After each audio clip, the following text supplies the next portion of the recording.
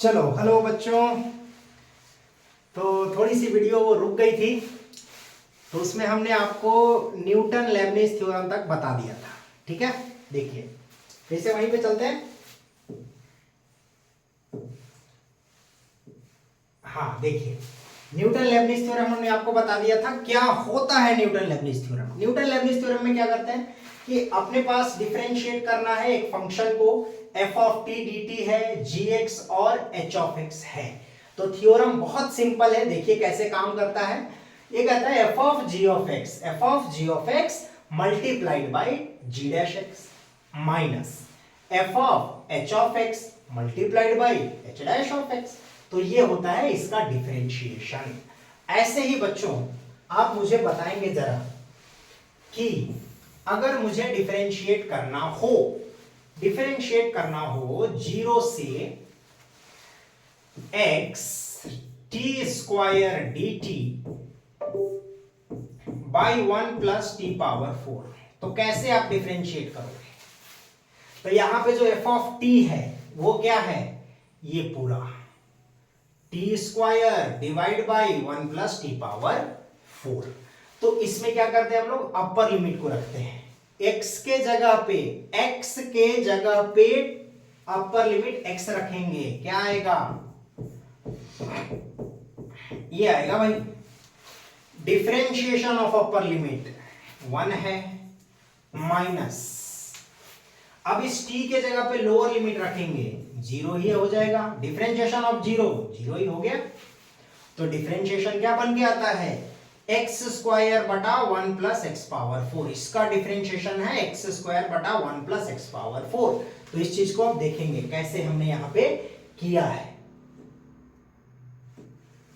देखिए g of x हमारे पास ये था बेटा, है ना, इसको डिफरेंशिएट किया जा रहा है। तो जब डिफरेंशिएट किया तो इसका डिफरेंशिएशन अभी निकाला था हमने, एक्स स्क्वायर बटा, तो कहां से आ गया वायरस, लग जा, हाँ, तो यहां से हमने क्या कर दिया कि जी डैश ऑफ एक्स निकाला। तो जी डैश ऑफ एक्स अपने पास ये बन के आया, और इसका डिफरेंशिएशन -2 और इसका डिफरेंशिएशन तो जीरो ही है। एक्स स्क्वायर बटा 1 प्लस एक्स पावर 4 -2। यहां तक कहानी पूरी की पूरी क्लियर है आप सबको, है ना। चलिए तो अब इसके आगे की कहानी समझते हैं।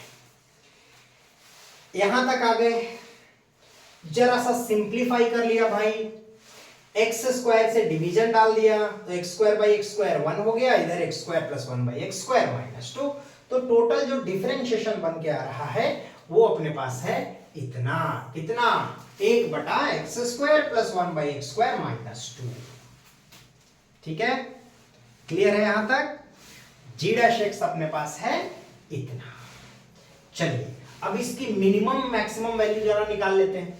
तो अगर आपसे पूछा जाए x square plus 1 by x square की मिनिमम वैल्यू बताइए, तो आप कैसे सोचते हैं? सोचो,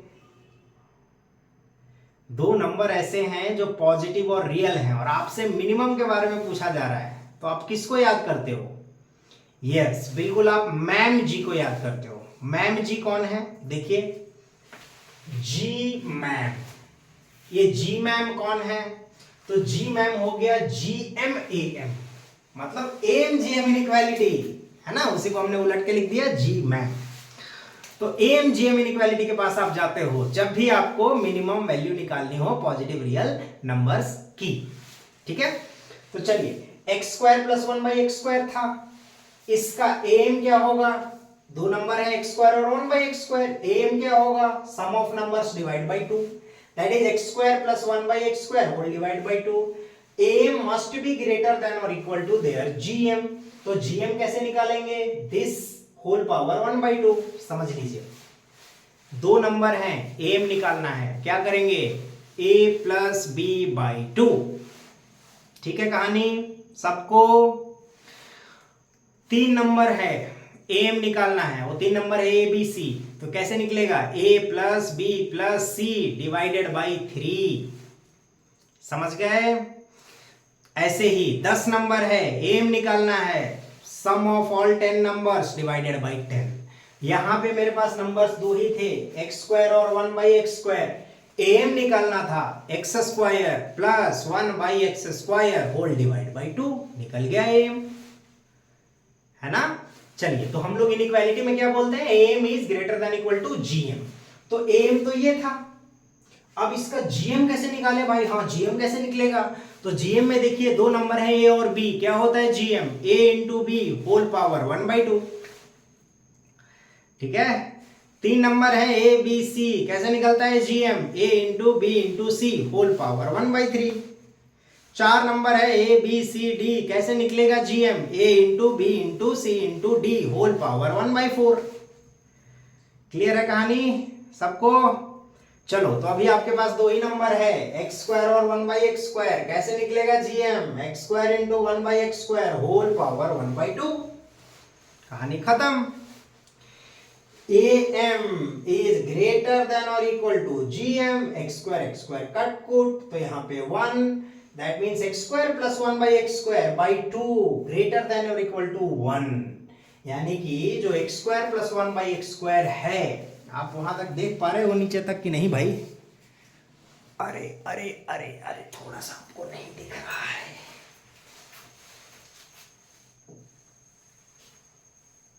हाँ, सेव करेंगे ना, सेव करेंगे।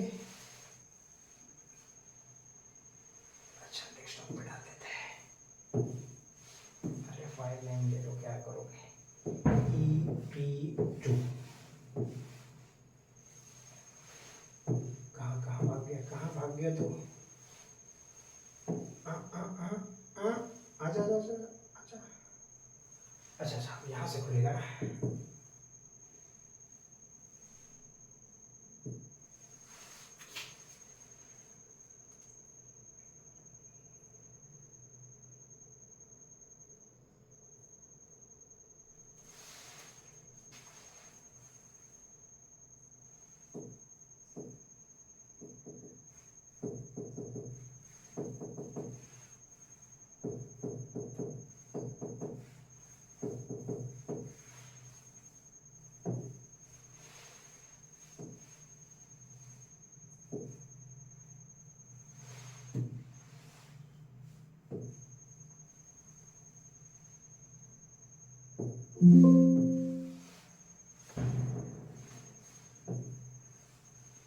जरा सा रुकेंगे बच्चों, इसने तो हमारे साथ झोल कर दिया।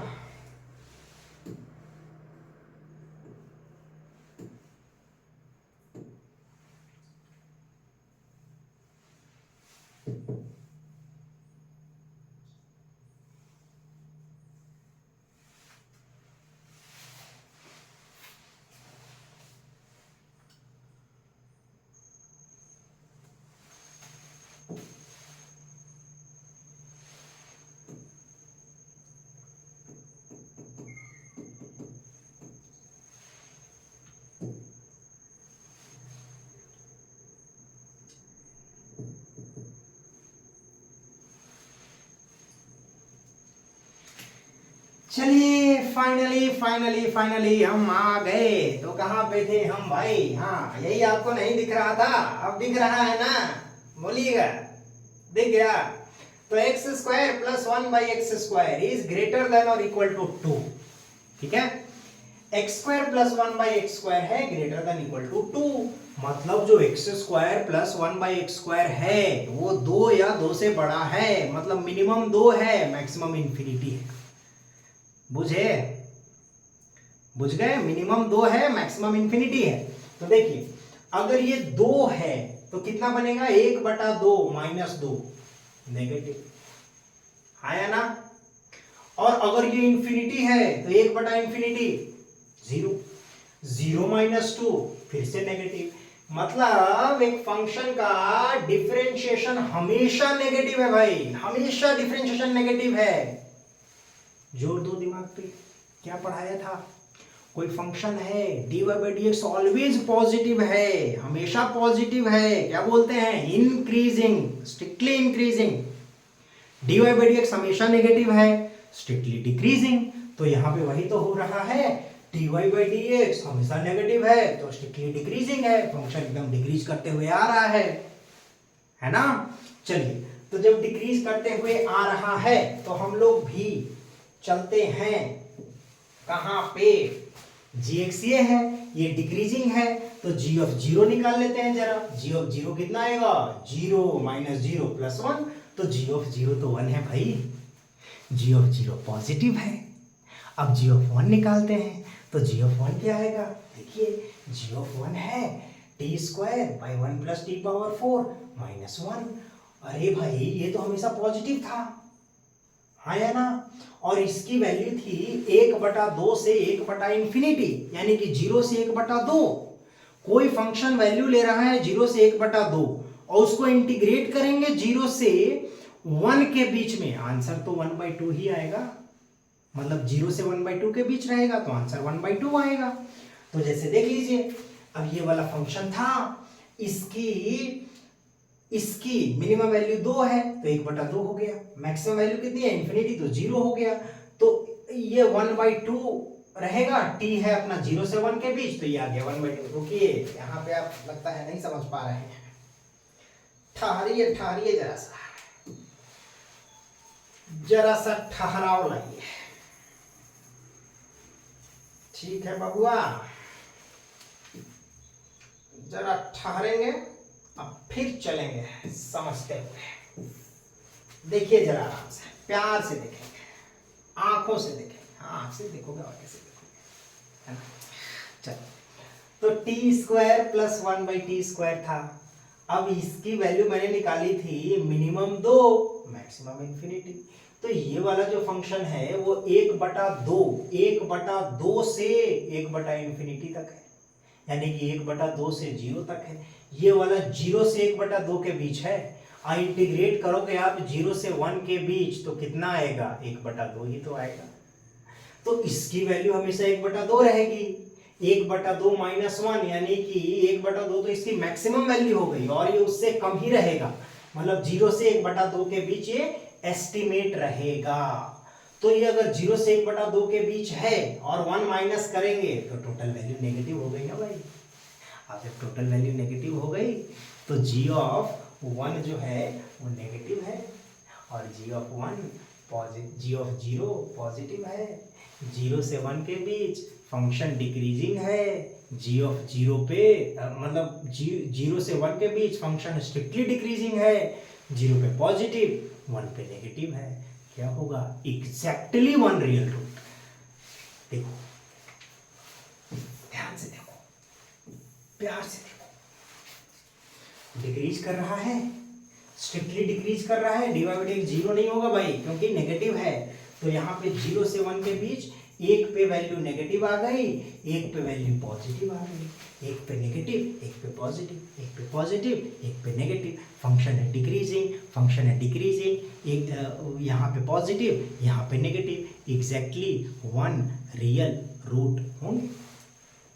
ठीक है, तो आपका जो फंक्शन है एग्जैक्टली एक बार 0 होगा तो आप क्या बोलोगे, कितने रियल रूट हैं कि g ऑफ x 0 हो। g ऑफ x 0 होगा तो इसकी वैल्यू 2x माइनस 1 के बराबर हो जाएगी।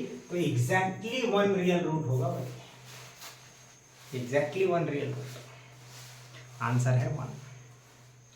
बहुत प्यारा, बहुत मजेदार सवाल था। होपफुली आपको सब कुछ समझ में आया। इंक्रीजिंग, डिक्रीजिंग, न्यूटन लेबनिज क्या होता है, सब कुछ अच्छे से समझ में आया।